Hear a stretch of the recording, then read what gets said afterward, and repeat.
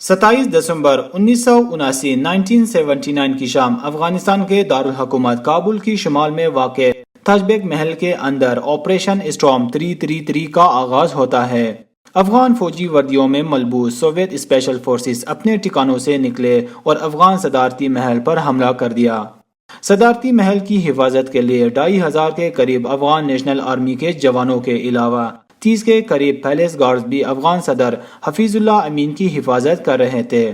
روسی خفیہ ادارے KGB اور GRU کو حکم ملا تھا کہ وہ افغان صدر حفیظ اللہ امین کو قتل کر کے اس کی حکومت کا خاتمہ کرے۔ 27 دسمبر کی شام کو روس کی اسپیشل فورسز محل پر اچانک حملہ کر دیا۔ خونی لڑائی تقریباً ساری رات جاری رہی، جس میں افغان نیشنل آرمی کے 300 سے زائد اہلکار مارے گئے۔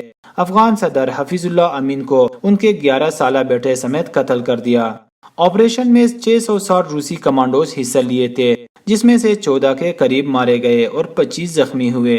روسی فوجیوں نے اہم سرکاری عمارتوں پر قبضہ کر کے حفیظ اللہ امین حکومت کا خاتمہ کر دیا۔ کچھ ہی دیر بعد ریڈیو کابل سے ایک اعلان نشر ہوا، جس میں کہا گیا کہ کمیونسٹ پارٹی کے رہنما ببرک کارمل نئی افغان حکومت کے سربراہ ہوں گے۔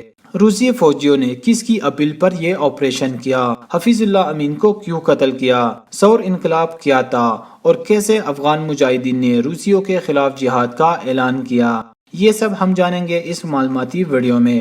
اس سے پہلے نئے آنے والے دوستوں سے گزارش ہے چینل کو سبسکرائب کریں اور نوٹیفیکیشن بیل پر ضرور کلک کریں۔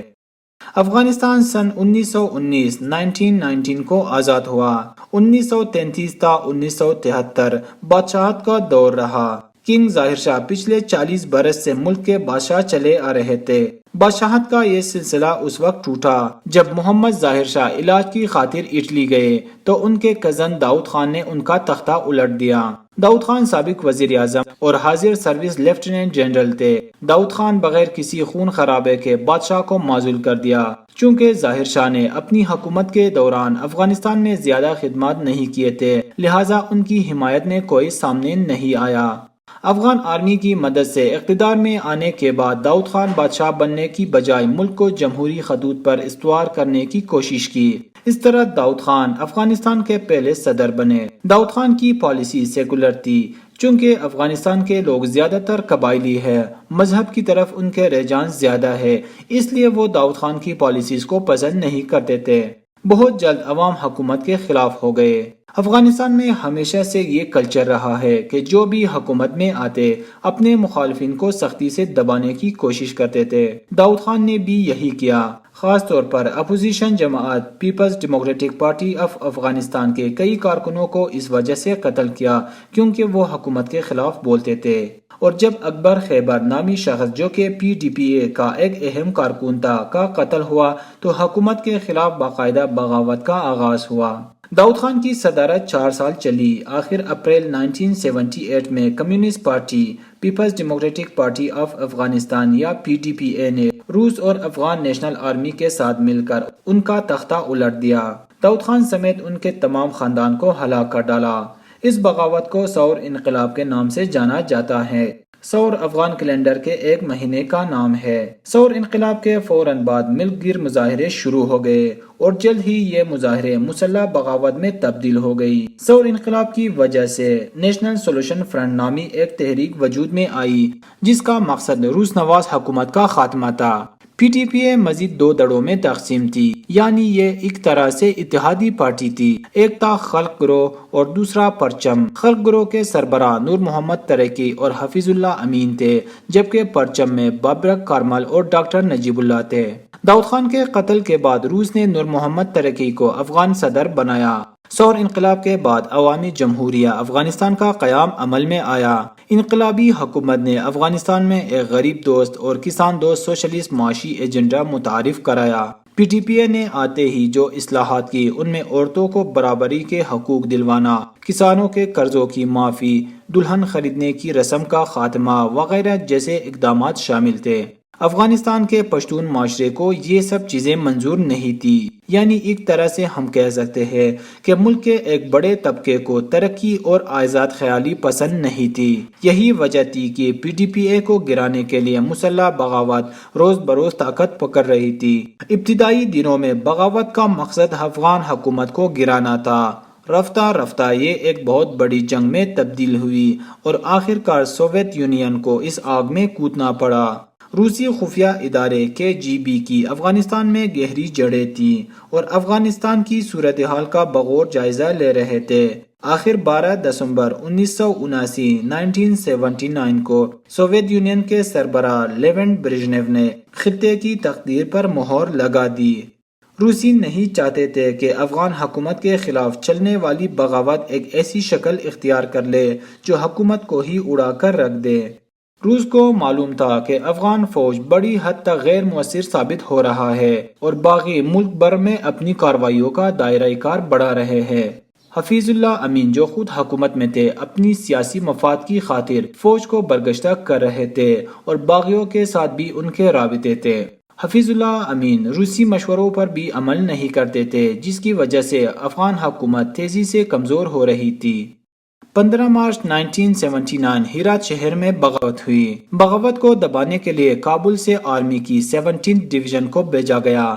آرمی کا دستہ جب ہرات پہنچا الٹا باغیوں کے ساتھ ہو گئے۔ حکومت کی اس کمزوری سے باغیوں کی مزید حوصلہ افزائی ہوئی اور جگہ جگہ بغاوتیں سر اٹھانے لگیں۔ دوسری طرف روسی قیادت کے سامنے یہ مسئلہ بھی تھا، اگر افغان انقلابی حکومت کا بوریا بستر گول ہو گیا تو اس سے دنیا بھر میں یہ تاثر جائے گا کہ سرخ انقلاب کا زور ٹوٹ رہا ہے۔ اگر ایسا ہوا تو روس کو ان سب ممالک سے ہاتھ دھونا پڑے گا جن پر اس نے بزور طاقت قبضہ کر رکھا تھا اور سوشلسٹ حکومتوں کا وجود خطرے میں پڑتا تھا۔ گویا یہ انا اور تاثر کی جنگ تھی۔ افغان سوویت جنگ کے خاتمے کے بعد بالکل ایسا ہی ہوا۔ اسی سال ایران میں اسلامی انقلاب آ چکا تھا اور پاکستان میں بھی ضیاء الحق اسلامی نظام نافذ کرنے کا وعدہ کر رکھا تھا۔ روس کو ڈر تھا کہ اگر افغانستان میں اسلامی شدت پسندوں کی حکومت قائم ہوئی تو پوری سینٹرل ایشیا روس کے ہاتھ سے نکل سکتا ہے، کیونکہ یہ سب اسلامی ممالک ہے اور انقلاب کے اثرات ان ممالک کو بھی اپنی لپیٹ میں لے سکتا ہے۔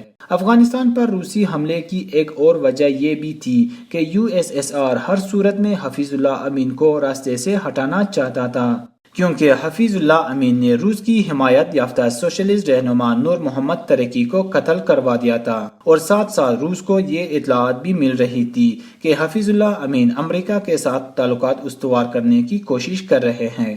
حفیظ اللہ امین کو پہلے سوپ میں زہر پلا کر قتل کرنے کی کوشش کی جس وقت سوویت اسپیشل فورسز صدارتی محل پر حملہ کیا۔ اس موقع پر روسی ڈاکٹرز صدر کے معدے سے زہر نکال رہے تھے اور وہ کوما میں تھے۔ جب انہیں ہوش آیا تو پوچھا کہ محل پر کس نے حملہ کیا ہے، تو یہ سن کر حیرت میں پڑ گیا کہ بلا روسی کیوں انہیں قتل کرنا چاہتے ہیں۔ وہ روسیوں کو اپنا دوست سمجھتے تھے۔ افغانستان پر حملے سے قبل روس اور افغانستان کے تعلقات انتہائی اچھے تھے۔ روسیوں نے افغانوں کی نہ صرف مالی مدد کرتے تھے بلکہ روسی ریاستوں میں ہزاروں افغان آرمی کے جوانوں کی تربیت بھی ہو رہی تھی۔ افغان حکومت ہمیشہ سے اسلحہ اور ایکسپرٹس وغیرہ روس سے منگواتے تھے۔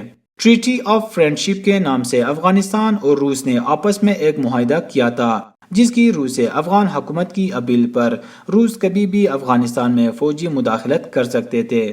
اسی معاہدے کو جواز بنا کر روسیوں نے افغانستان میں اپنی فوجیں اتاری اور صدر امین کو قتل کر کے اس کی حکومت کا خاتمہ کر دیا، اور بعد میں کہا کہ یہ آپریشن اس نے افغان حکومت کی ایما پر کیا ہے۔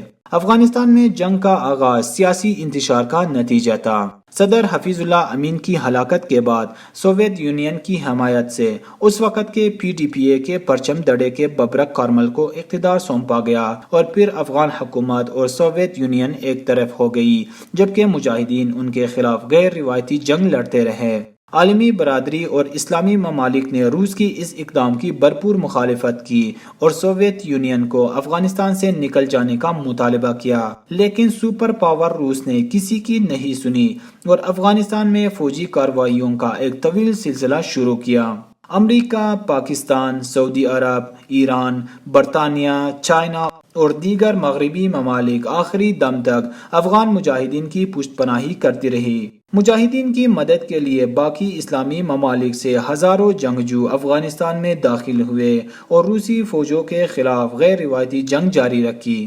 چونکہ یہ گوریلا جنگ تھی، مجاہدین ہزاروں چھوٹے چھوٹے گروہوں پر مشتمل تھی۔ یہ چھوٹے چھوٹے گروہ روسی فوجوں پر حملہ کرتے اور بھاری نقصان پہنچانے کے بعد بھاگ جاتے۔ اس سے روسیوں کو بے حد نقصان ہوتا تھا۔ افغانستان جنگ کو رشیا کا ویتنام وار بھی کہا جاتا ہے۔ جب امریکہ ویتنام پر حملہ کیا تو رشیا نے باغی گروہوں کو مکمل طور پر سپورٹ کیا۔ ویتنام کی گوریلا جنگ میں امریکیوں کو بدترین شکست ہوئی۔ اس طرح جب روس نے افغانستان پر حملہ کیا تو اس بار امریکہ نے مجاہدین کو سپورٹ کیا اور روس کو افغانستان سے بھگانے پر مجبور کیا۔ امریکہ کے سینٹرل انٹیلیجنس ایجنسی نے پاکستانی خفیہ ایجنسی ISI کے ذریعے مجاہدین کو پیسے اور ٹریننگ دیتے اور یہاں سے مجاہدین کو لڑنے کے لیے افغانستان بھیجے جاتے تھے۔ ایک وقت ایسا بھی تھا جب KPK اور بلوچستان کو افغان جنگ کے لیے وقف کیا تھا۔ سوشلزم کے بڑھتے ہوئے قدموں سے امریکی سامراج کو خطرہ تھا۔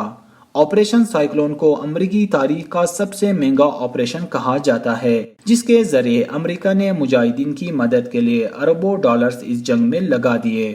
افغان سوویت جنگ دراصل دو سپر پاورز کے درمیان زور آزمائی تھی۔ اس وقت دنیا دو بلاکس میں تقسیم تھی، ایک تھی کیپٹلسٹ اور دوسری تھی کمیونسٹ بلاک۔ امریکہ اور یورپ کا شمار کیپٹلسٹ بلاک میں، جبکہ روس اور اس کے اتحادی کا شمار سوشلسٹ یا کمیونسٹ بلاک میں ہوتا تھا۔ یہ دونوں طاقتیں اپنی مفادات کی تحفظ کی خاطر ہمیشہ سے غیر روایتی جنگ یا پراکسی وارز میں مصروف تھے اور ایک دوسرے کو ہرانے کے لیے کروڑوں ڈالرز جنگوں میں ضائع کیے۔ سوویت روس کے ٹوٹنے کے بعد امریکہ دنیا کا واحد سپر پاور کی حیثیت سے دنیا میں سامنے آئی۔ افغان سوویت جنگ میں پاکستان نے بھی کافی اہم کردار ادا کیا۔ ضیاء الحق نے کلم کلا مجاہدین کی فوجی اور مالی مدد شروع کر دی، خاص طور پر گلبدین حکمتیار جو ذوالفقار علی بھٹو کے زمانے ہی سے پاکستانی انٹیلیجنس کی نگاہ میں تھے۔ ضیاء الحق نے حکمتیار کے حزب اسلامی کو اسلحہ فراہم کرنا شروع کر دیا، جس کے نظریاتی ڈانڈے پاکستانی جماعت اسلامی سے ملتے تھے۔ بہت سی جگہوں پر اس جدوجہد کو اسلام اور کمیونزم کے درمیان جنگ سے تعبیر کیا گیا۔ مذہبی رہنماؤں نے سب سے اہم کردار ادا کیا۔